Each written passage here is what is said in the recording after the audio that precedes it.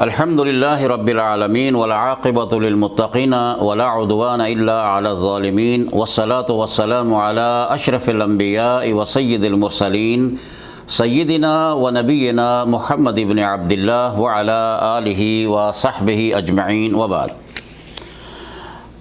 حضرات گرامی قدر، آج کے درس کا عنوان ہے اطلب العلم ولو بالسین۔ علم شرعی کی چائنا سے طلبگاری اور حدیث باطل سے جہنم کی خریداری۔ عنوان کچھ سخت ہے، لیکن اس کی بنیاد امام کائنات، فخر موجودات، تاجدار مدینہ جناب محمد رسول اللہ صلی اللہ علیہ وسلم کے اس فرمان کی روشنی میں رکھا گیا ہے جو حضرت سلمہ ابن الاقوع رضی اللہ تعالی عنہ و ارضاہ، جو صحیح بخاری نے جس کو روایت کیا ہے، قال النبی صلی اللہ علیہ وسلم من یقول علی ما لم اقل فلیتبوأ مقعدہ من النار۔ سماعت فرمائیے،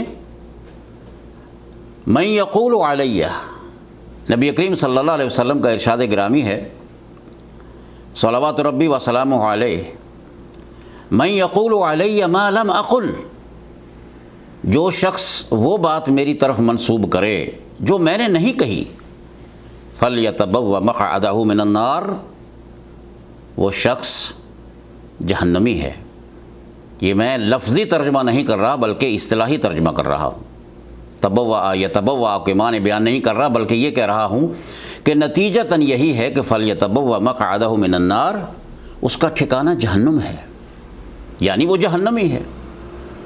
اور دوسری متفق علیہ حدیث کے اندر رسول اللہ صلی اللہ علیہ وسلم کا یہ فرمان گرامی قدر، فرمان مبارک ملتا ہے، من کذب علی متعمدا فلیتبوأ مقعدہ من النار، جو شخص جانتے بوجھتے میرے اوپر جھوٹ کہہ دے، میری طرف وہ بات جو میں نے نہیں کہی، وہ جھوٹ اگر میرے اوپر باندھ دیتا ہے، میری طرف منسوب کر دیتا ہے، تو فلیتبوأ مقعدہ من النار، سیم الفاظ ہیں، تو اس کا ٹھکانہ جہنم ہے۔ اور نبی صلی اللہ علیہ وسلم کا یہ فرمان بھی ہے کہ کفیٰ بالمرء کذبا ان یحدث بکل ما سمع۔ بڑا مشہور ہے یہ جملہ اور یہ عبارت، من کفیٰ بالمرء کذبا ان یحدث بکل ما سمع، جو کچھ بھی سنتا ہے وہ آگے بیان کر دیتا ہے۔ انسان کے جھوٹا ہونے کے لیے یہی کافی ہے۔ سبب کیا ہے؟ اصول کیا ہے کہ بات کو پہلے سنا جائے، اس کو سمجھا جائے، اس کو تولا جائے، اگر اس نے بیان کرنی ہے تو وہ بیان کرے، اگر واقعی سچی ہے تو بیان کر دے، اگر اس کے اندر کوئی شک و شبہ ہے تو خاموش رہ جائے۔ یہ تو عام آدمی کی بات ہے نا، کسی آدمی کے بارے میں بھی کوئی ریفرنس دینا کہ اس کے متعلق یہ کہہ دینا کہ اس نے یہ فلاں بات کہی ہے جبکہ اس نے نہ کہی ہو، تو یہی آدمی جھوٹا ہو جاتا ہے اسی بات سے۔ کجا رسول اللہ صلی اللہ علیہ وسلم، امام کائنات سرور کونین صلی اللہ علیہ وسلم، رسول اللہ صلی اللہ علیہ وسلم کی طرف نسبت کر کے بندہ کو یہ بات کہے کہ قال النبی صلی اللہ علیہ وسلم، قال النبی، جبکہ اس کو اس بات کا علم یا تو نہیں ہے اور یا پھر اگر ہے تو جان بوجھ کر رہا ہے، تو پھر نبی صلی اللہ علیہ وسلم کا وہ فرمان جس کی بنیاد پر یہ عنوان کا انتخاب کیا گیا ہے ان الفاظ کے ساتھ کہ علم شرعی کی چائنا سے طلبگاری، کہ اطلب العلم ولو بالسین، چائنا سے علم حاصل کرو، تمہیں چین جانا پڑے، چائنا جانا پڑے تو وہاں سے علم لے کے آؤ۔ یہ حدیث باطل ہے، اس لیے کہا گیا کہ حدیث باطل سے جہنم کی خریداری۔ تو عزیزان گرامی، اصل میں مقصود کیا ہے آج کے اس درس کی، کہ اس عنوان کے انتخاب کا مقصد صرف اور صرف یہ ہے کہ نبی صلی اللہ علیہ وسلم کے جو فرامین صحیحہ ہیں، جو احادیث صحیحہ ہیں، ان کو صاف ستھرا کر کے الگ کر دیا جائے۔ جو نبی صلی اللہ علیہ وسلم پر جھوٹ باندھے گئے ہیں، غلط چیزیں منسوب کر دی گئی ہیں، ان کی وضاحت کر دی جائے تاکہ دوست، احباب اور ملت اسلامیہ کا ہر فرد اس سے محتاط ہو جائے اور جہنم نہ خریدے۔ کہیں ایسا نہ ہو کہ قیامت کے دن رسول اللہ صلی اللہ علیہ وسلم کے سامنے حاضر ہو تو آپ یہ فرمائیں کس نے کہا تھا تجھے یہ بات کہنے کے لیے؟ میں نے تو نہیں کہی تھی، کیوں جھوٹ باندھا تھا میرے اوپر؟ کیا جواب ہوگا ہمارے لیے؟ لہٰذا اس سلسلے میں آگے بڑھنے سے پہلے چند چیزوں کا جاننا بڑا ضروری ہے۔ حدیث دیکھیے، حدیث کا معنی ہوتا ہے بات، کسی کی بھی بات ہو سکتی ہے، لیکن جب اکیلا حدیث بولا جائے، حدیث الرسول صلی اللہ علیہ وسلم تو بول دیا تو بات واضح ہوگی اور کلیئر ہوگی، لیکن اگر کہا جائے حدیث تو اس سے مراد اب کسی اور کی بات مراد نہیں ہوگی، اس سے مراد سرور کونین کا فرمان، آپ کا فعل، آپ کی تقریر، آپ کے اخلاق، آپ کا خلق اور آپ کی خلقت کے بارے میں جو کچھ کہا گیا ہو، یعنی ما ورد عن النبی صلی اللہ علیہ وسلم ان قول او فعل او تقریر او صفت خلقیہ او خلقیہ، جو بھی نبی صلی اللہ علیہ وسلم سے ثابت ہو جائے، وارد ہو جائے، یہ حدیث کہلائے گی۔ جیسا کہ مدینہ تو لاہور، مدینہ تو کراچی، مدینہ تو راولپنڈی، مدینہ تو اسلام آباد، اور اسی طرح مدینہ مکہ، مدینہ۔ لیکن اگر اس وقت صرف آپ مدینہ کا لفظ استعمال کریں گے تو اس سے مراد کوئی اور مدینہ مراد نہیں ہوگا، بلکہ اس سے مراد مدینۃ الرسول ہوگا۔ اتنا معروف اور مشہور ہو گیا عام زبانوں پر، یہ بات اس انداز سے آئی ہے کہ اب ہم مدینہ سے مراد کوئی اور مدینہ نہیں لیتے۔ مدینہ کا معنی تو سٹی ہوتا ہے، شہر ہوتا ہے، لیکن آج مدینہ سے مراد المدینہ ہے، المدینہ المنورہ، یعنی مدینۃ الرسول صلی اللہ علیہ وسلم۔ بعین ہی اس طرح کسی کی بات کو، کسی کے حدیث کو حدیث نہیں کہا جائے گا، حدیث صرف وہی ہوگی جس کی نسبت رسول اللہ صلی اللہ علیہ وسلم کی طرف سے ہوگی۔ تو آئیے دیکھیں ہم اس کی وضاحت کرنے سے پہلے کہ اس کا کیا حکم ہے اس حدیث کے بارے میں، جو ایک باطل اور بے بنیاد اور فیک حدیث ہے، فیبریکیٹڈ ہے، گھڑی گئی ہے، اپنی طرف سے بنائی گئی ہے۔ اطلب العلم ولو بالسین، اس کا ہم عطا پتہ ڈھونڈیں گے کہ یہ حدیث کہاں سے آئی ہے، کیوں اس کو حدیث کہا گیا، اور اب اس کا ترک کرنا کیوں ضروری ہے، اور کس حد تک یہ حدیث مشہور ہو چکی ہے۔ حدیث کی قسمیں ہیں، محدثین نے مصطلحات بیان کی ہیں، یعنی اصطلاحات۔ مثلا حدیث مرفوع ہے، حدیث موقوف ہے، حدیث احاد ہے، اور حدیث متواتر ہے۔ ایک تو اس کی یہ تقسیم ہے، یا تو روات کی گنتی کے لحاظ سے احاد کہیں گے یا متواتر کہیں گے، یا آپ اسناد کے لحاظ سے آگے بڑھیں گے تو کہیں گے قال، یعنی صحابی کہے گا قال رسول اللہ صلی اللہ علیہ وسلم، یہ کہے گا سمعت رسول اللہ صلی اللہ علیہ وسلم، میں نے سنا نبی صلی اللہ علیہ وسلم سے، میں موجود تھا، میرے کانوں نے سنا ہے، میں نے خود دیکھا ہے، اور آپ یہ فرما رہے تھے، آپ کا یہ فرمان ہے۔ تو یہ اس کو مرفوع اس لیے کہتے ہیں کہ وہ صاحب مقام رفیع تک براہ راست اس حدیث کی سند متصل ہو جاتی ہے، اس لیے اس کو مرفوع کہتے ہیں۔ وَرَفَعْنَا لَكَ ذِكْرَكَ، وہ صاحب مقام رفیع کون ہیں؟ وہ آمنہ کے لال ہیں، وہ عبداللہ کے یتیم ہیں، وہ سرور کونین ہیں، جناب محمد رسول اللہ صلی اللہ علیہ وسلم۔ تو ایک تو یہ ہے کہ وہ حدیث موقوف کسے کہتے ہیں؟ موقوف وہ حدیث ہوتی ہے جو صحابی نبی صلی اللہ علیہ وسلم کا نام لیے بغیر بیان کرے یا اپنی کوئی رائے کا اظہار کر دے، اس کو موقوف کہتے ہیں۔ احاد اس حدیث کو کہتے ہیں جس حدیث کے اندر اتنے راوی نہ ہوں جتنے متواتر کے ہیں، اور متواتر کے بارے میں یہ ہے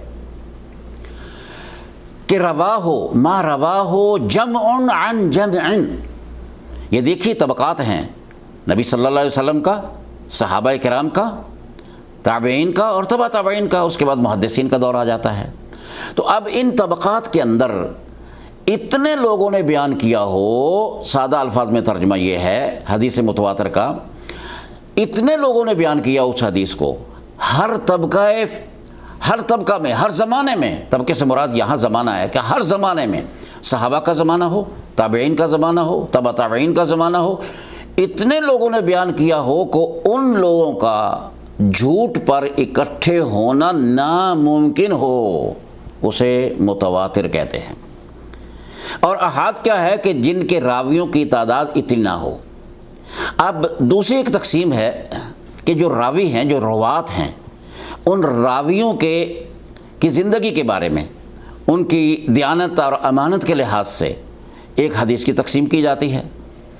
جن راویوں کی دیانت، امانت یہ ثابت ہو، مسلم ہو، تو اس کو مقبول کہتے ہیں، حدیث مقبول۔ اور جن کی امانت اور دیانت مشتبہ ہو جائے، اس میں شک ہو جائے، تو اس کو غیر مقبول کہتے ہیں۔ غیر مقبول کو مردود بھی کہتے ہیں، اور غیر مقبول کو ضعیف بھی کہتے ہیں۔ اس کے بعد میں تذکرہ ہوتا ہے۔ یہ وہ اصطلاحات ہیں جو اگر آپ کسی نہ کسی حد تک اہل علم تو جانتے ہیں، لیکن عامت الناس کے لیے بھی ایک ہلکا سا خاکہ سامنے آ جائے گا، تاکہ اس حدیث کو جس کو ہم بیان کرنا چاہ رہے ہیں اس کی وضاحت تفصیل کے ساتھ بھی ہو جائے اور بات بھی ذہن نشین ہو جائے۔ اور اب دیکھیے کہ جو مقبول حدیث ہے، جن کے راویوں کی تعداد، جن کے راویوں کی دیانت اور امانت جو ہے نا وہ مسلم ہے، اس میں حدیث کی دو قسمیں ہیں، ایک حسن ہے اور ایک صحیح۔ صحیح حدیث کون سی ہے؟ جس کے اندر 5 شرطیں پائی جائیں راویوں کے بارے میں، روات کے بارے میں، جو بیان کرنے والے ہیں ان کے بارے میں۔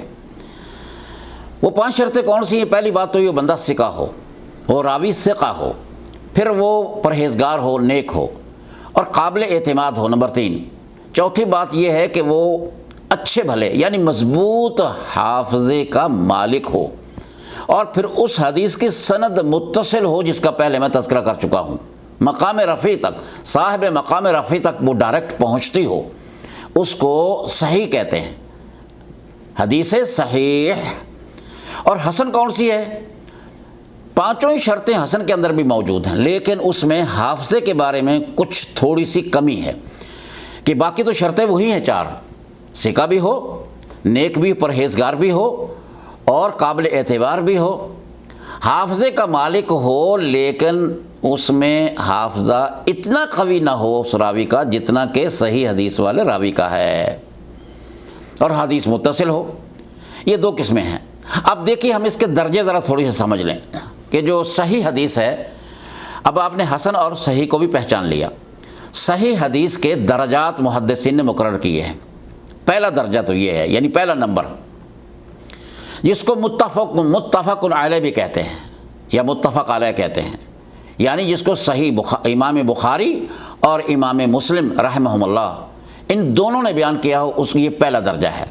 دوسرا درجہ حدیث میں جس کو صرف امام بخاری نے بیان کیا ہو۔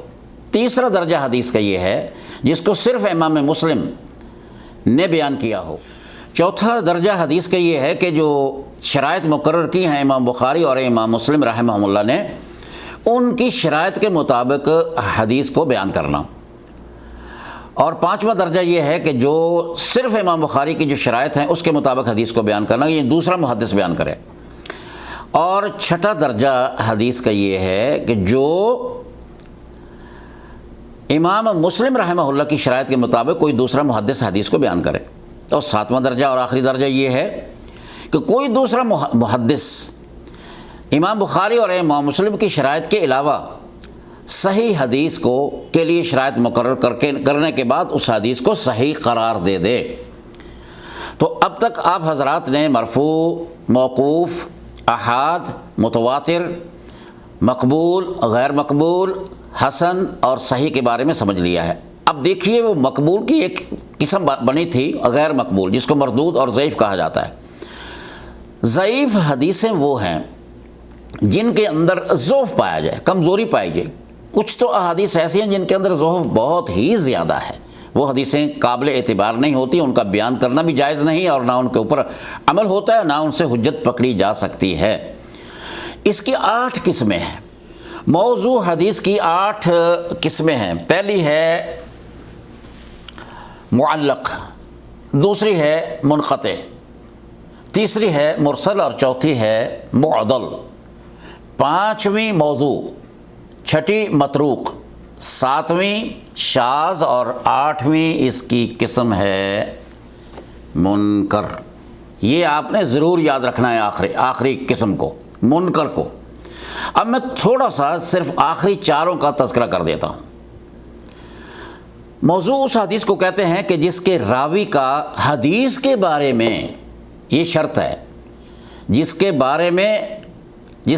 راوی کے بارے میں حدیث کے متعلق جھوٹ بولنا ثابت ہو جائے، وہ حدیث موضوع ہوتی ہے، یعنی فیبریکیٹڈ ہے، یعنی گھڑی ہوئی ہے، نبی صلی اللہ علیہ وسلم کا اس فرمان سے کوئی تعلق، آپ بری ہیں۔ اور متروک حدیث وہ ہوتی ہے جس میں راوی کا جھوٹ بولنا تو ثابت ہو جائے لیکن حدیث کے بارے میں نہیں، یہ بھی وہ حدیث کی بدترین قسم ہے۔ اور ساتویں قسم جو منکر ہے، اس میں کہ ایک شاذ، ساتویں شاذ ہے، اس کا یہ ہے کہ جو ایک راوی ہے وہ ثقہ لیکن اپنے سے زیادہ ثقہ راوی کی وہ مخالفت کرتا ہو، اس کو شاذ کہتے ہیں۔ منکر ایسی حدیث کو کہتے ہیں ضعیف میں سے جس حدیث کا راوی بھی بیچارہ عام ہو اور بڑے ہی نچلے درجے کا راوی ہو، مگر وہ ایک ثقہ راوی کی مخالفت کرتا ہو تو اس کو کہتے ہیں منکر۔ اب اس حدیث کا تذکرہ اس درجے کا یا اس نمبر کا جو ہے نا تذکرہ یہ آخر میں ہوتا ہے تاکہ اس کا اس سے تعلق ہے۔ اس میں ایک چیز اور سمجھنا میرے دوستوں، میرے بزرگوں اور میرے بھائیوں اور میرے بچوں بڑا ہی ضروری ہے۔ وہ کیا ہے؟ وہ ہے علم الرجال۔ علم الرجال، یا اس کو کہتے ہیں علم الجرح والتعدیل، یا اسے کہتے ہیں علم الجرح والعدالہ۔ یاد رکھیں یہ وہ علم ہے جو کسی ملت کے پاس علم نہیں ہے۔ علم الرجال کا علم کسی امت کے پاس نہیں ہے، یہ دعویٰ ہے، اور کسی تاریخ بشریت کے اندر علم الرجال کا اگر تذکرہ کہیں ملے گا اور دیکھنے میں آئے گا تو وہ صرف اسلام میں ہے، مسلمانوں میں ہے۔ علم الرجال ہے کیا؟ جتنے بھی راوی ہیں ان سب کی زندگی کا تذکرہ ہوگا، ان سب کا تذکرہ ہوگا، ان کی پیدائش سے لے کر ان کے مرنے تک ان کے حالات کا تمام کی تمام تفصیل موجود ہوگی۔ کب پیدا ہوا، لڑکپن، جوانی، تعلیم، اساتذہ کون سے ہیں، شاگردان کون سے تھے، اور اس کے بعد اس کے حافظے کا کیا تعلق تھا، کب وہ بینا تھا اور نابینا ہو گیا، اس کے حافظے کی کیا حالت تھی، کیا اس کے حافظے نے جواب دیا، یعنی کوئی چیز نہیں چھوڑی۔ بلکہ عبداللہ ابن مبارک رحمہ اللہ تعالی عنہ نے تو اس بات کو کوزے میں بند کر دیا، جیسے کہتے ہیں نا کوزے میں دریا بند کر دینا۔ وہ فرماتے ہیں عبداللہ ابن مبارک کہ الاسناد من الدین ولولا الاسناد لقال من شاء ما شاء۔ اگر یہ علم نہ ہوتا، یہ دین میں سے ہے، بنیاد میں سے ہے۔ حدیث کو حدیث کہنے سے پہلے علم الاسناد، یہ جو علم الجرح والتعدیل ہے، علم الرجال جو ہے، اسماء الرجال کا جو علم ہے، بڑی بڑی کتابیں لکھی گئی ہیں اور اس کے اندر بے شمار کتابیں ہیں، لیکن میں چند ایک کا تذکرہ جلدی کر دیتا ہوں۔ کتاب الثقات ہے، کتاب الثقات یہ الامام ابن حبان کی ہے، بہت بڑی کتاب ہے اور سب سے پہلے آنے والی کتابوں میں سے یہ شمار ہوتی ہے۔ پورا نام تو اس کا یہ ہے کہ کتاب الثقات فی علم الجرح والتعدیل و معرفت الاحوال احوال الرجال، اور دوسری انہی کی کتاب ہے امام ابن حبان رحمہ اللہ تعالیٰ عنہ کی، یہ 4 صدی ہجری کے آدمی ہیں، 354 میں فوت ہوئے۔ تقریب الثقات والمجروحین بھی انہی کی کتاب ہے۔ اسی طرح عبد الرحمن ابن ابی حاتم، معروف نام ہے، اہل علم اس کو جانتے ہیں، علم الجرح والتعدیل ان کی کتاب کا نام۔ الکمال فی اسماء الرجال، حافظ عبد الغنی المقدسی کی یہ کتاب ہے۔ بین اس طرح الکمال فی اسماء الرجال اور تہذیب الکمال فی اسماء الرجال جمال الدین المزی کی کتاب ہے۔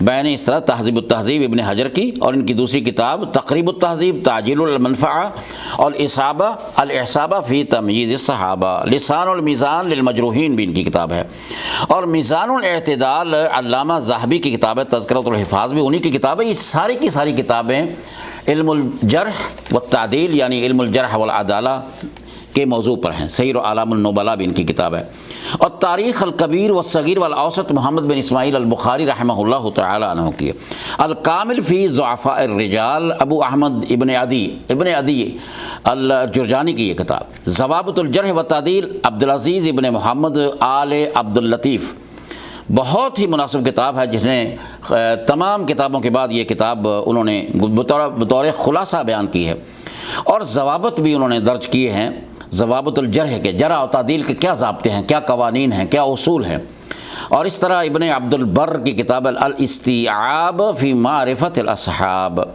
اور ایک کتاب لکھی ہے اسماعیل العجلونی نے الجراحی نے، وہ ابو عبیدہ ابن الجراح جو عظیم الشان ایک صحابی تھے ابو عبیدہ ابن جراح، ان کی طرف ان کی نسبت ہے، اسماعیل العجلونی، ان کی کتاب ہے کشف الخفاء مزیل الالباس عما اشتہر من الاحادیث علی السنۃ الناس، یہ میں نے آرام سے اس لیے پڑھا ہے، وہ کہتے ہیں کہ میں نے وہ جو ایک الجھاؤ پیدا کر دیا گیا تھا، یعنی ان کو اس میں تشویش پیدا کر دیا حدیث کے اندر، انہوں نے ان کو صاف کیا ہے، جو انہوں نے ایک لباس پہنا دیا تھا حدیث کا، اس لباس کو انہوں نے تار تار کر کے رکھ دیا ہے اور لباس کو صاف کر دیا، خراب یہ حدیث نہیں ہے، اسی لیے انہوں نے اپنی کتاب کا نام ہی رکھا ہے کشف الخفاء و مزیل الالباس، جو ایمبیگیٹی تھی اس کو صاف کیا، کلیئر کر دیا ہے۔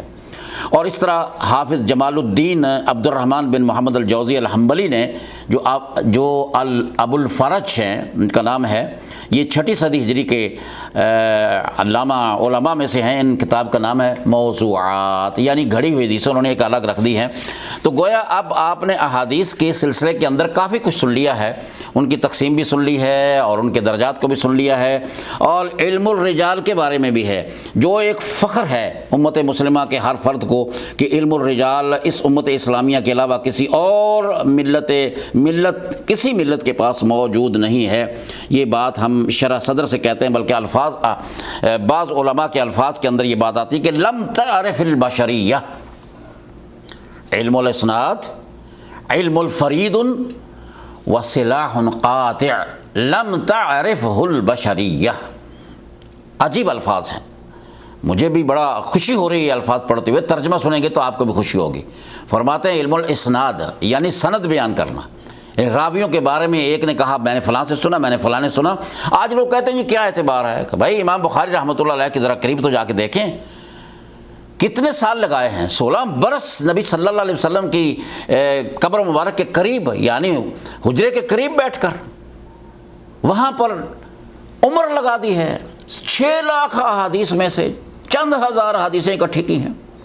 ہر حدیث لکھنے سے پہلے آپ نے استخارہ کیا ہے، نفل پڑھے ہیں، پھر حدیث لکھی ہے، اور حجاز کا سفر کیا ہے، عراق کا سفر کیا ہے، شام کا سفر کیا ہے حدیث لینے کے لیے۔ وہ آج کا سفر نہیں تھا، وہ سفر پیدل سفر ہوتے تھے، کبھی اونٹوں کے ہوتے تھے، کبھی گھوڑوں کے ہوتے تھے، کبھی گدھوں کے ہوتے تھے، کبھی پیدل ہوتے تھے، اکثر پیدل ہوتے تھے۔ مہینوں کا سفر کرنے کے بعد ایک حدیث لینے کے لیے جاتے ہیں، وہ ایک الگ موضوع و عنوان ہے۔ تو گویا یہ علم الرجال لکھ کر احسان کیا ہے، کیوں؟ اس لیے کہ اللہ رب العالمین نے فرمایا تھا کہ اِنَّا نَحْنُ نَزَّلْنَا الذِّكْرَ وَإِنَّا لَهُ لَحَافِظُونَ، ہم نے ان کو اس ذکر کو یعنی قرآن کو نازل کیا اور اس کی حفاظت بھی ہم کرنے والے ہیں۔ تو قرآن کی تشریح پھر کس نے حفاظت کرنی تھی؟ وہ بھی اللہ نے کی ہے۔ تشریح کون سی ہے؟ وہ تشریح اور تفسیر کیا ہے؟ وہ ایک تو قرآن یہ ہے نا، اور دوسرا قرآن وہ تھا جو مدینے کی گلیوں میں چلا کرتے تھے، صلوات ربی و سلامہ علیہ۔ تو ان کے جو فرامین ہیں، وہ جو آپ کا قول ہے، وہ آپ کا جو فعل ہے، وہ بھی اس کو سنت کہیں، آپ حدیث کہیں، آپ کا قول، آپ کا فرمان، آپ کا فعل، آپ کا عمل، اور آپ کی تقریر یعنی آپ کی اجازت، آپ کے سامنے ایک عمل ہوا ہے، آپ نے منع نہیں کیا، وہ حدیث بن گئی، وہ حدیث بن گئی، سنت بن گئی، کیونکہ نبی صلی اللہ علیہ وسلم تو منع کرنے کے لیے آئے تھے، بتانے کے لیے آئے تھے۔ اور اسی طرح اگر آپ نے کوئی بات سنی ہے، آپ کے سامنے عمل نہیں ہوا لیکن آپ نے سن لیا ہے اور آپ نے اس کی تردید نہیں کی، آپ نے اس کو منع نہیں کیا، آپ نے روکا نہیں ہے، تو وہ بھی بن گئی۔ اور اسی طرح آپ کی جو جسمانی ساخت ہے نا، آپ کا حسن و جو جمال ہے، اس کا تذکرہ کرنا وہ بھی حدیث ہے، اور آپ کے جو اخلاق عالیہ ہیں ان کا تذکرہ کرنا وہ بھی حدیث ہے، وہ بھی سنت ہے۔ آپ کا لباس کیسا تھا، آپ کے چہرہ انور کہ وہ رنگ روپ کیسے تھے، آپ کے بال کیسے تھے، یہ سارے آپ کی سنت جو ہے نا، ان کو بیان کرنا آپ کی سنت ہے، آپ کا طریقہ ہے، یہ حدیث کے اندر آتا ہے۔ آئیے اب آپ ان احادیث کی تشریح اور تھوڑی سی مصطلحات جو اصطلاحات ہیں ان کو سننے کے بعد اب ہم اس حدیث کی طرف جاتے ہیں جو سخت عنوان کے تحت میں نے شروع میں عرض کی ہے۔ دوبارہ دہراتا ہوں اس عنوان کو تاکہ آپ کو تھوڑا سا جھٹکا لگے، آپ محسوس کریں کہ یہ وہ حدیث تو ہے پرائمری اسکول کی دیواروں پر، مڈل اسکول کی، ہائی اسکول کی، کالج کی اور یونیورسٹیز کی۔ کون سی ایسی یونیورسٹی ہے پاکستان میں ہندوستان کا نام نہیں لیتا، مجھے نہیں معلوم، لیکن پاکستان میں کون سی ایسی یونیورسٹی جس کے اندر یہ حدیث نہیں لکھی گئی؟ یہ فیبریکیٹڈ حدیث، یہ جھوٹ نہیں لکھا گیا نبی صلی اللہ علیہ وسلم کی ذات اقدس پر، دیواروں پر لکھا ہوا ہے اور اساتذہ پڑھا رہے ہیں، کتابوں میں لکھا گیا ہے، اور آج بڑے بڑے علماء سامنے بیٹھے ہوتے ہیں اور ایک سربراہ مملکت کہتا ہے کہ جناب اطلب چین جا کر بھی علم حاصل کرو۔ تو اس حدیث کے بارے میں اتنا بڑا جھوٹ اور بتالیاں بجتی ہیں، یعنی وہ علماء، چلو سربراہ کے لیے تو ضروری نہیں ہے، اس کے لیے تو ضروری یہ ہے کہ وہ امن امان کو قائم کرے، نماز روزے کے لیے پابندی کی جو اللہ تعالیٰ نے موقع دیے ہیں ان کے وہ ماحول سازگار بنائے، اور لوگوں کی جو 5 ضرورتیں ہیں ان کی جان مال عزت آبرو کی ان کی حفاظت کرے۔ اس کا عالم ہونا ضروری نہیں ہے سربراہ کے لیے، لیکن جو سربراہ کے سامنے بیٹھتے ہیں وہ اس حدیث کو سن کر الیاذ باللہ تالیاں بجاتے ہیں، خوشی کا اظہار کرتے ہیں۔ حیرانگی والی بات ہے کہ اطلبوا العلم، وہ جو صحیح حدیث ہے اس کو چھوڑ رہے ہیں۔ وہ صحیح حدیث کون سی ہے جو بیان کی گئی ہے؟ ابن ماجہ میں بیان ہے، طالب العلم فریضۃ علی کل مسلم، اس حدیث پہ آپ کو صبر نہیں آتا۔ یہ حدیث جو اطلب العلم ولو بالسین، اس پہ آ کے نبی صلی اللہ علیہ وسلم کے دین کا پرچار ہوگا۔ افسوس ہے، کیا جواب دیں گے اللہ رب العالمین کو؟ تو میں اس لیے آج اس کی تفصیل میں جا رہا ہوں تاکہ خدا را اس پہ غور کیجئے، مٹا دیجئے دیواروں سے اس حدیث کو۔ یہ حدیث نہیں ہے، یہ جھوٹ ہے نبی صلی اللہ علیہ وسلم پر۔ کتابوں سے نکال دیجئے، جو ممبر میں پڑھتا ہے ان کو کہو، سمجھاؤ کہ بھائی علم سے مراد کیا ہے۔ قال اللہ قال الرسول قال رسولہ، علامہ ابن قیم نے کہا ہے کہ علم سے مراد کیا ہے؟ شرعی علم مراد ہے، یہ سائنس کا نالج نہیں ہے۔ یہ ٹیکنالوجی لینے کے لیے وہاں نبی صلی اللہ علیہ وسلم نے یہ فرمایا نہیں ہے آپ کو، یہ وہاں پر جانا ہے ٹیکنالوجی لینے کے لیے، سائنس کا علم حاصل کرنے کے لیے، فلسفہ پڑھنے کے لیے، منطق پڑھنے کے لیے، مناظرے سیکھنے کے لیے، وہ بھی جو دین کے خلاف لوگ کرتے ہیں۔ کوئی علم نہیں ہے، اس سے مراد کیا ہے؟ شرعی علم، شرعی علم، علم الشرعی، علم الشرعی۔ وہ کون سا ہے؟ علامہ ابن قیم فرماتے ہیں العلم قال اللہ قال رسولہ قال الصحابۃ هم اولو العرفان، وہ علم تو وہ ہے جو اللہ نے فرمایا، جو اللہ کے رسول نے فرمایا ہے، وہ جو صحابہ نے کہا ہے، وہی تھے علم کے جاننے والے، ہم اولو العرفان، وہ علم کے جاننے والے تھے۔ علم شرعی مراد ہے۔ اور امام ابن ثوری رحمہ اللہ تعالیٰ نے فرمایا وہ العلم الذی لا یعذر العبد فی الجہل بہ، وہ علم وہ ہے جو کہ ہر مسلمان کو سیکھنا ہے، وہ مبادئ الاسلام ہے۔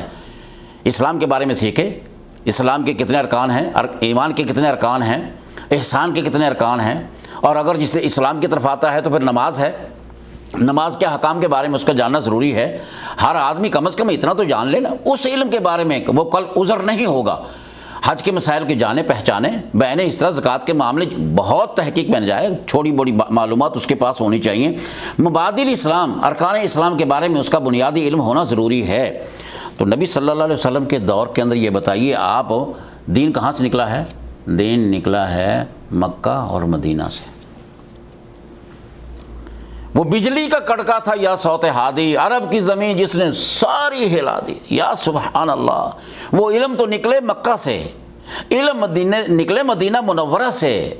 مدینہ، ریاست مدینہ، نام لیں ہم ریاست مدینہ کا، اور علم حاصل کریں چائنا سے، یا سبحان اللہ۔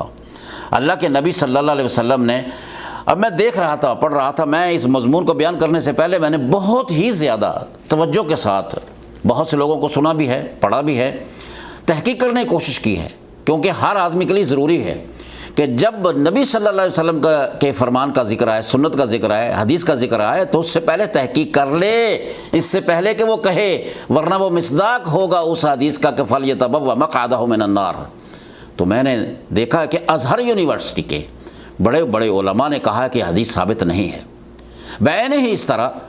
اور وہ جو ازہر یونیورسٹی کے خاص طور پر جو حدیث کے استاد ہیں، انہوں نے کہا کہ حدیث ثابت نہیں ہے۔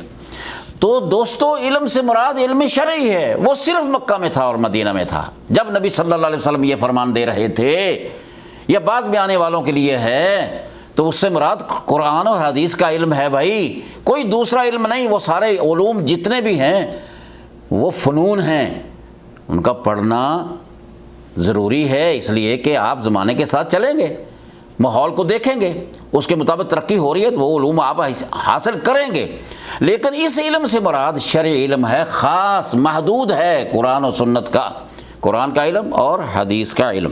تو آئیے اب ہم جاتے ہیں ان علماء کی طرف جنہوں نے اس کے اوپر حکم لگایا ہے، وہ علماء کون کون سے ہیں۔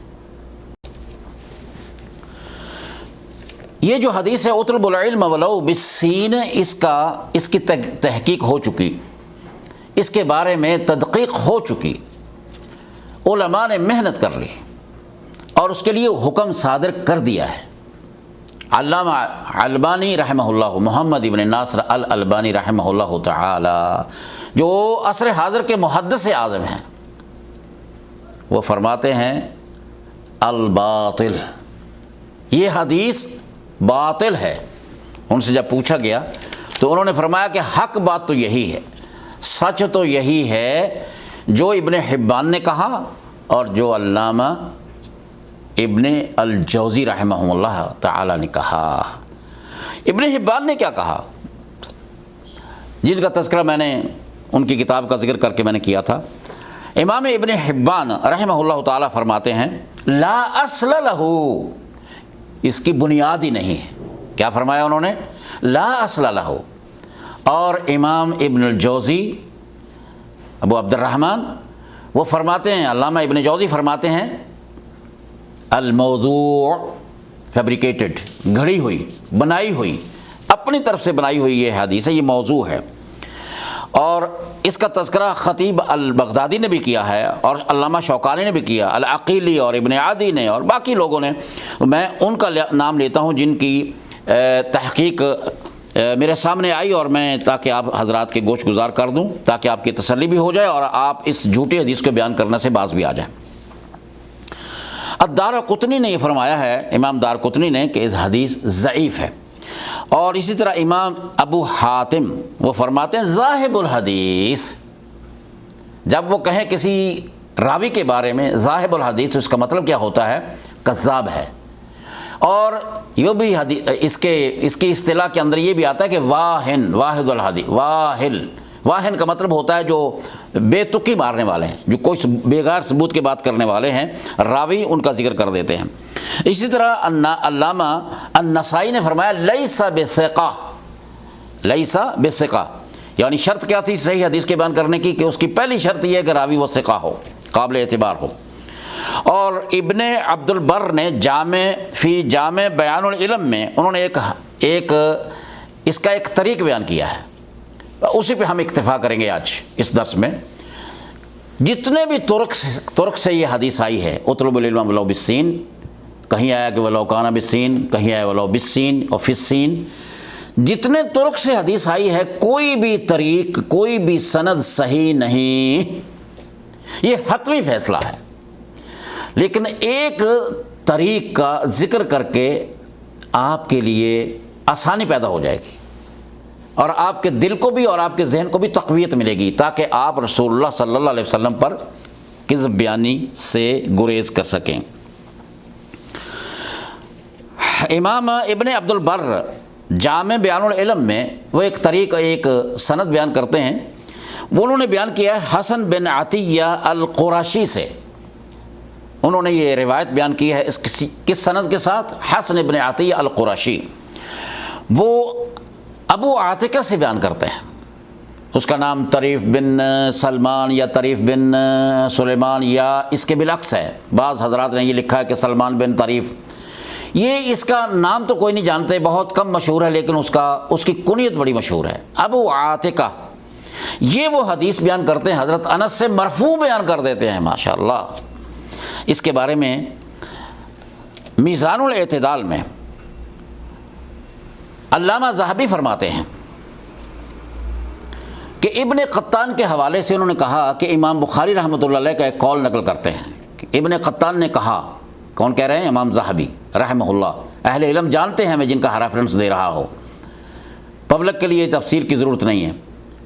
فرماتے ہیں کہ ابن قطان نے کہا کہ قال بخاری، یہ قول بخاری کا ہے، یعنی محمد ابن اسماعیل ابو عبداللہ محمد ابن اسماعیل البخاری رحمہ اللہ تعالی، ان کا یہ فرمان ہے کہ اگر میں کسی کو ان قلت منکر الحدیث، اگر میں کسی راوی کے بارے میں منکر کا لفظ استعمال کر دوں تو لا تجوز الروایت عنہ،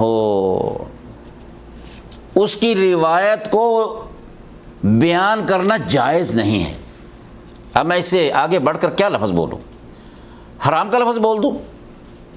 چلیے ہم اسی میں رہتے ہیں کہ جائز نہیں ہے۔ لا تجوز الروایہ، لا تجوز الروایت عنہ، محمد ابن اسماعیل البخاری رحمہ اللہ تعالی، امام بخاری فرما رہے ہیں۔ اب آپ نے کتنے الفاظ سن لیے؟ ابن حبان کے الفاظ ہیں لا اصل لہ، اس کی کوئی اصل نہیں، کوئی بنیاد نہیں ہے۔ امام جوزی فرماتے ہیں موضوع،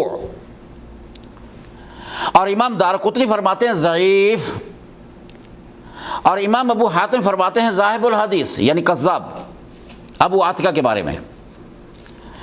اور امام بخاری رحمۃ اللہ علیہ تاریخ الکبیر میں بھی فرماتے ہیں منکر الحدیث، جس کا ریفرنس آپ نے علامہ ذہبی رحمہ اللہ تعالی عنہ کے ذریعے سے بھی آپ نے سن لیا ہے۔ تو آئیے اب ہم دیکھتے ہیں کہ آپ اہل علم ہیں میرے دوستو، ممبر پر جب بیٹھتے ہیں تو آپ کیا ثابت کرنا چاہ رہے ہیں؟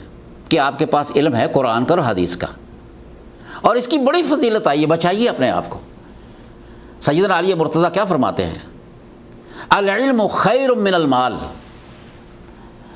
علم جو ہے وہ مال دولت سے زیادہ بہتر ہے۔ کیوں؟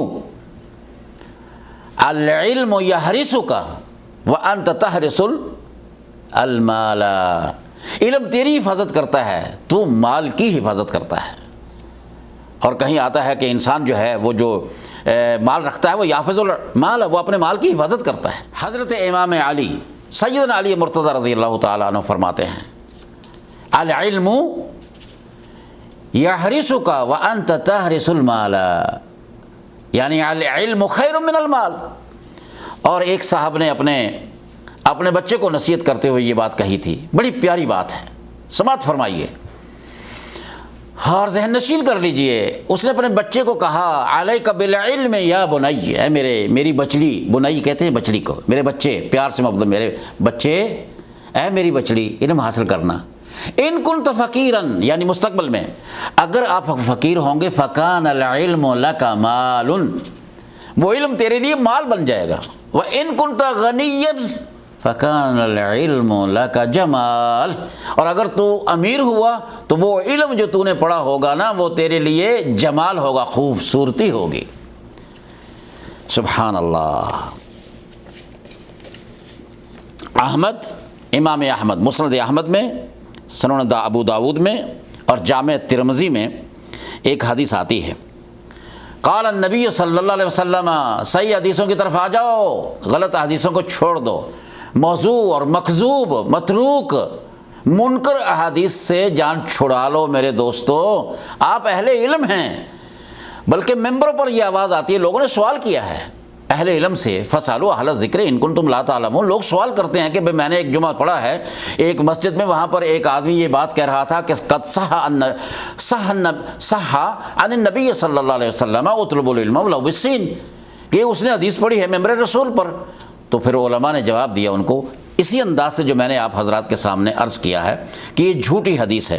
تو آپ صحیح حدیثیں آپ کو مستغنی کر دیتی ہیں صحیح اپنے غلط حدیثوں سے، جب آپ کے پاس صحیح احادیث موجود ہیں۔ اب دیکھیے ابو داؤد میں موجود ہے، ترمذی میں موجود ہے، مسند احمد میں موجود ہے، قال النبی صلی اللہ علیہ وسلم من سلک طریقا یلتمس فیہ علما سہل اللہ لہ طریقا الی الجنہ۔ جو آدمی کسی ایک ایسے راستے پر چلتا ہے کہ اس میں علم حاصل کرنا چاہتا ہے تو اللہ تعالیٰ اس کے لیے جنت کا راستہ آسان بنا دیتا ہے۔ اور کہیں آتا ہے کہ سہل اللہ لہ بہ، اس کے لیے اسی علم کی وجہ سے جنت کا راستہ آسان بنا دیتا ہے۔ اور اسی لمبی حدیث ہے، فرمایا کہ ان الملائکۃ تضع اجنحتہا، ملائکہ جو ہے نا فرشتے، وہ اپنے پر بچھاتے ہیں لطالب العلم میں، وَإِنَّ طالب العلم لَيَسْتَغْفِرُ لَهُ مَنْ فِي السَّمَاءِ وَمَنْ فِي الْأَرْضِ حَتَّى الْحِيتَانُ فِي الْمَاءِ۔ ایک حدیث میں ہے کہ حَتَّى الْحِيتَانُ فِي جَوْفِ الْمَاءِ، کہ جو طالب علم ہوتا ہے نا، کون سا طالب علم؟ قرآن و حدیث کا، شرعی علوم کا، علوم تفسیر کا، اصول تفسیر کا، اصول حدیث کا، تاریخ حدیث کا، وہ قرآن و حدیث کا علم لینے کے لیے نکلتا ہے۔ اس کے لیے کیا ہوتا ہے کہ جتنے بھی آسمان میں ہیں، کون ہے آسمان میں؟ فرشتے ہیں اللہ رب العالمین کے، جن کے اندر خواہشات نہیں ہیں، جن کی دعائیں قبول ہوتی ہیں، ان کے لیے بخشش کی دعا کرتے ہیں۔ من فی السماء ومن فی الارض، اور جو زمین پر ہیں وہ سارے کے سارے دین کے طالب علم کے لیے دعائیں کرتے ہیں۔ حتی الحیتان فی الماء، حتیٰ کہ مچھلیاں جو ہیں نا پانی میں، وہ بھی اس طالب علم کے لیے دعا کرتی ہیں۔ یا اللہ، ایک حدیث میں آتا ہے حتی النملہ، یہ جو ہے نا چیونٹیاں جو ہیں، یہ اپنی بلوں میں یہ مٹی کے اندر دعائیں کرتے ہیں دین کے طالب علم کے لیے۔ اور پتہ ہے یہ کون ہوتے ہیں؟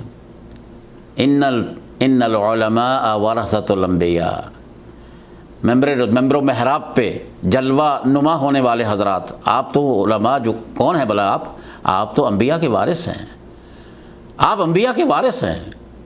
اس وراثت کا خیال کرو۔ یہ وراثت ہر ایک کو نہیں ملا کرتی، یاد رکھو۔ علم مل جاتا ہے، دولت مل جاتی ہے، دنیاوی علوم مل جاتے ہیں ہر فاسق اور فاجر کو، لیکن یاد رکھنا یہ دین کا علم جو ہے، وَنُورُ اللَّهِ لَا يُعْطَىٰ لِعَاصِي، جس طرح کہ امام شافعی رحمۃ اللہ علیہ نے فرمایا تھا، یہ گناہ گاروں کو نہیں ملا کرتا، یہ اللہ اپنے بندوں کو عطا کرتا ہے، اور جن کو مل جاتا ہے اس کو اللہ کا بندہ بن جانا چاہیے۔ فرمایا ان العلماء ورثۃ الانبیاء، یا العلماء ورثۃ الانبیاء وان الانبیاء لم یورثوا دینارا ولا درہما، نبیوں نے کبھی دولت ورثے میں نہیں چھوڑی۔ انبیاء کا ورثہ کیا ہوتا ہے؟ ان کی وراثت کیا ہوتی ہے؟ انما ورثوا الدین، العلم اس سے مراد دین ہے۔ فمن اخذہ او اخذ منہ فقد اخذ بحظ وافر، جس نے وہ وراثت لے لی نا تو وہ تو بڑا ہی مالدار ہو گیا، اس نے تو بہت ہی کچھ لے لیا ہے۔ تو میرے دوستو، آج کی اس گفتگو سے نتیجہ یہ نکلتا ہے، جب ہمارے سامنے صحیح احادیث موجود ہیں، ہمارے سامنے متواتر احادیث موجود ہیں، صحیح حدیث موجود ہیں، ہم جھوٹی حدیثوں کا سہارا کیوں لیں؟ کیوں جہنمی بن جائیں؟ توبہ کیجئے، اپنے بچوں کو تعلیم دیجئے، ان علماء کے سامنے ہاتھ باندھ دیجئے، خدا را ہمیں معاف کر دو۔ نبی صلی اللہ علیہ وسلم کے ساتھ اور اسلام کے ساتھ اور مسلمانوں کے ساتھ جو کچھ ہو رہا ہے وہ کافی ہے۔ اب تو بھائی انٹرنیٹ کا دور ہے، اب تو گوگل کا دور ہے۔ پہلے تو میرے لیے بھی مشکل تھا کہ میں کہاں تک اس بات کو پہنچاؤں گا، آج تو بڑا آسان ہے۔ میری بات کو سچا یا جھوٹا سمجھنے کے لیے جائیے گوگل میں، انگلیاں ماریں، آپ کلک کیجئے، کتابیں آپ کے سامنے ہوں گی، یہ تمام حضرات کے نام آپ کے سامنے ہوں گے، ان کے تراجم آپ کے سامنے ہوں گے، ان کی بایوگرافی جو ان کا آپ کے سامنے ہوگی، آپ پرکھ لیں، سمجھ لیں، اور اگر آپ کو سمجھ آ جائے تو پھر اب یاد رکھنا کہ نبی صلی اللہ علیہ وسلم کا جو وہ فرمان جو ہے نا کہ من کذب علی متعمدن، جان بوجھ کر، یعنی اس کو پتہ چل گیا ہے کہ یہ جھوٹ ہے۔ اب جو میری اس بات کو سنیں گے، جو بھی حضرات طلبہ ہیں، علماء ہیں، عامۃ الناس ہیں، جنہوں نے سن لیا ہے، ان کے اوپر اتمام حجت ہو چکی، یا تو آج کے اس درس کے اندر دیے گئے دلائل کا آپ رد پیش کریں، یا آپ اس کو مان جائیں۔ کہیں ایسا نہ ہو کہ اب آپ یہ نہیں کہہ سکتے کہ مجھے تو نہیں پتا تھا۔ ہاں، اگر واقعی بندے کو نہ پتا ہو، بندہ بھولا ہوا ہو، تو اس میں معافی ہے۔ تو لہٰذا دعا کرتا ہوں اللہ رب العالمین سے، اللہ آپ کو توفیق عطا فرمائے۔ آپ یہ کردار ادا کریں کہ اگر سلیبس میں اس کو درج کر دیا گیا تو نکلوانے کی محنت کیجیے، جہاد کیجیے، اور اگر یہ لوگ بیان کرتے ہیں ممبروں پر، ان کو کہہ دیجیے کہ حدیث جھوٹی ہے، مت بیان کرنے دیجیے۔ اگر کوئی سربراہان کی زبان سے نکلتا ہے عامت الناس بھی، وہ بھی عامت الناس میں شامل ہوتے ہیں. اللہ نے ان کو ایک موقع دیا ہے اپنی ذمہ داریوں کو نبھانے کے لیے. وہ دین کے طالب علم نہیں ہوتے، ان کو سمجھائیے، ان کو بتلائیے اور ان کو روشن کیجیے ان کے ذہنوں کو. وہ بھٹکے ہوئے لوگ ہیں.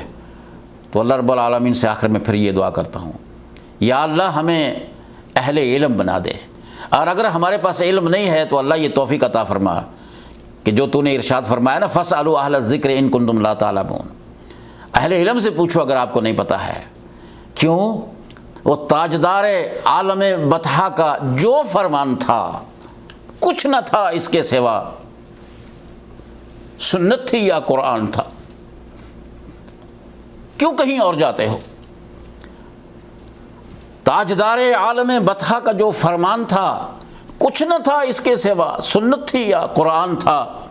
جب تک یہ دین مسلمانوں کا حرز جان تھا، ان دنوں اقبال ان کے در کا ایک دربان تھا. اقبال سے مراد اقبال کی شخصیت نہیں، اقبال سے مراد سربلندی ہے، ترقی ہے، عروج ہے.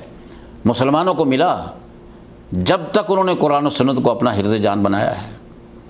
جب تک یہ دین قرآن و سنت کا علم، جب تک یہ دین مسلمانوں کا حرز جان تھا، ان دنوں اقبال ان کے در کا ایک دربان تھا.